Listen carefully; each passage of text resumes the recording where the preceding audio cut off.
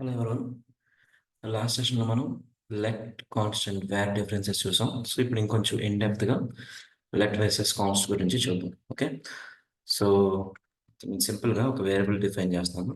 Let age equals to 21 and const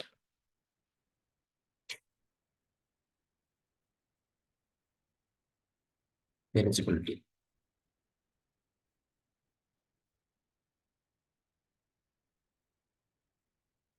Eligibility is 18. Okay, and now if of is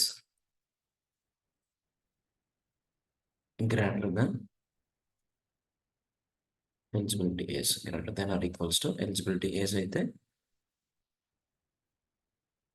if block open చేసి console log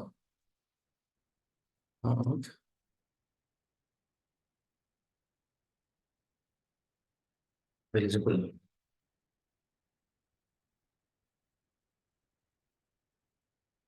for. Okay, so just సింపుల్గా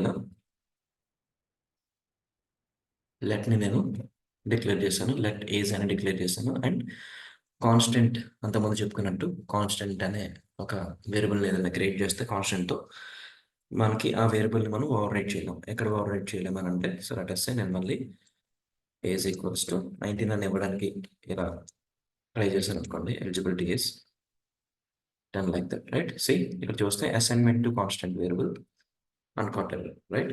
type error. So ఇలా ఎందుకు వస్తున్నానంటే, మనం అంతకుముందు చెప్పుకున్నట్టు constant వేరియబుల్స్ని మనం reassign చేయలేం, I mean రీఇనిషియలైజ్ చేయలేం. ఓకే, అండ్ అలా కాకుండా సో సేమ్ ఈ eligibility age greater than or equal to ఇది అయిందని అంటే నేను ఏమంటున్నానంటే const eligibility age is equals to age అని పెడుతున్నాను. జస్ట్ సింపుల్గా, రైట్? సో ఇక్కడ ఏమైంది, సో బేసిక్గా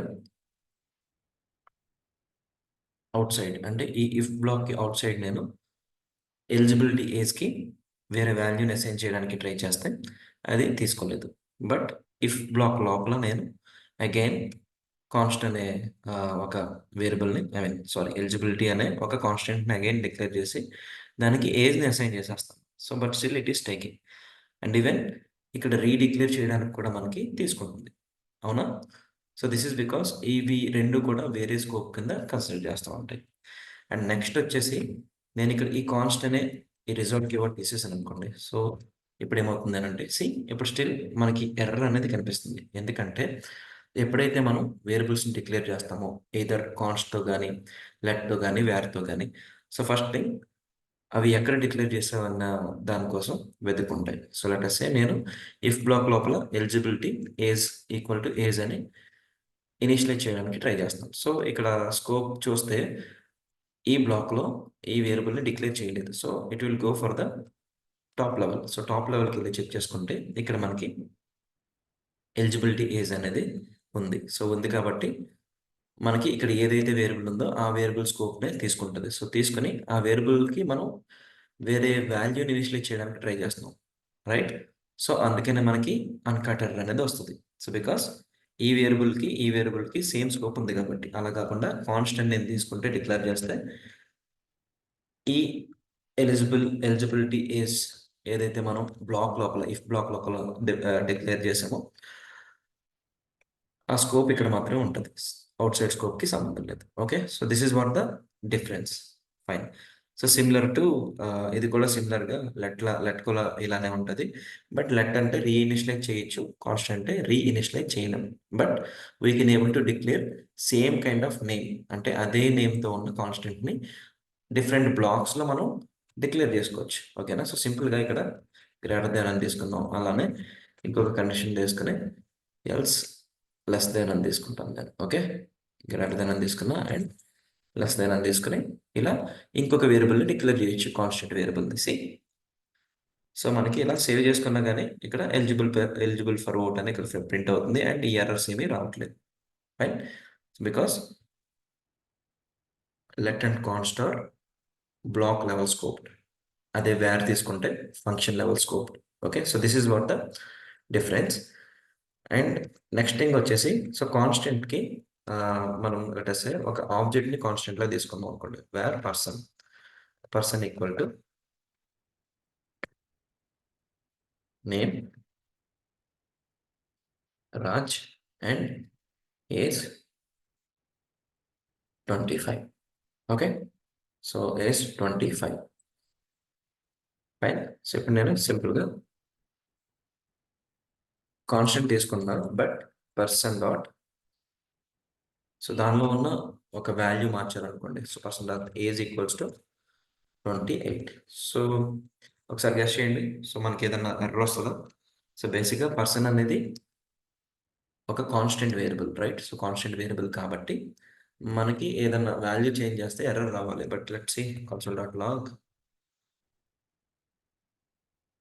ఆఫ్ పర్సన్. ఓకే, సో చూస్తే మనకి ఏజ్ 28 ప్రింట్ అయింది బికాస్ ఈవెన్ దో మనం ఒక కాన్స్టెంట్ ఏదైతే తీసుకుంటున్నామో ఆ కాన్స్టెంట్ లోపల ఉన్న వాల్యూస్ని మనం చేంజ్ చేయొచ్చు, అది ఆబ్జెక్ట్ అయితే. Because we're not reassigning complete object. So complete ఆబ్జెక్ట్ని మనం రీఅసైన్ చేయట్లా, అంటే రీఇనిషియలైజ్ చేయట్లా, బట్ ఈ ఆబ్జెక్ట్లో ఉన్న ఒక కీ యొక్క వాల్యూని మారుస్తున్నాం. So that is acceptable with const declaration. So this is kind of new thing, right? And నేను మళ్ళీ ఏం చేస్తున్నానంటే person dot something like city. Okay, so city అని చెప్పేసి నేను హెచ్ఐడి.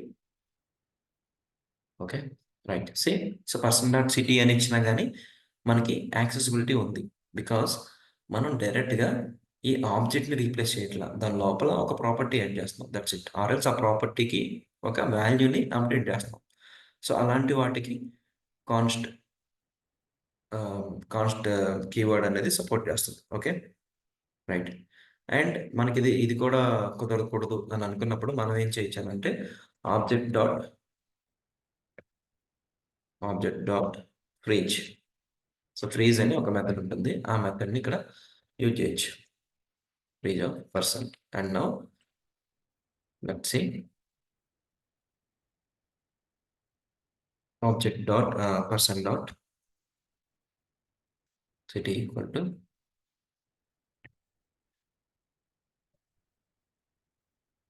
ఓకే. సి, సో మనం ఇక్కడ ఆబ్జెక్ట్ని ఫ్రీజ్ చేసేసాం but still we're trying to give this value, right? So I mean ఒక కొత్త ప్రాపర్టీని యాడ్ చేయడానికి ట్రై చేస్తాం. సో ఈ ఆబ్జెక్ట్ డాట్ ఫ్రీజ్ యాడ్ చేసాం కాబట్టి మనకి ఒక ప్రాపర్టీని యాడ్ చేసినా దీంట్లోకి యాడ్ కావట్లేదు. Okay, so this is what the difference.